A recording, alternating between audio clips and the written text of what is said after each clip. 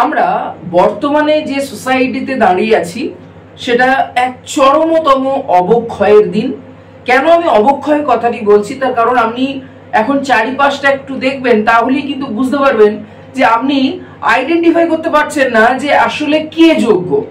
সেটা শুধু যে টিচার, শুধু যে ডাক্তার, এই প্রফেশনের ক্ষেত্রেই নয়। আপনার মনের মধ্যে একটা সন্দেহ যাক যে অ্যাকচুয়ালি সে কি যোগ্য। আমি যদি একটা মিস্ত্রিকে ডাকছি তাহলেও আমার মনে হচ্ছে যে সে কি যোগ্য। যখন আমার বাড়িতে টাইলস মিস্ত্রি আসছে তখন আমার মনে একটা সন্দেহ জাগছে যে এ কি আদৌ যোগ্য। তবে একটা ব্যাপার এদের ক্ষেত্রে সুরক্ষিত, যে টাইলস মিস্ত্রি সরকারিভাবে কোনো টাইলস মিস্ত্রি হয় না, সরকারিভাবে রাজমিস্ত্রি হয় না।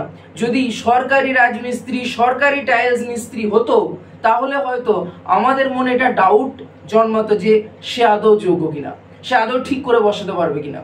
কিন্তু বর্তমানে এদের ক্ষেত্রে সোসাইটিতে তাদেরই ভালো নাম হয় যাদের কাজ ভালো, যাদের স্কিল ভালো।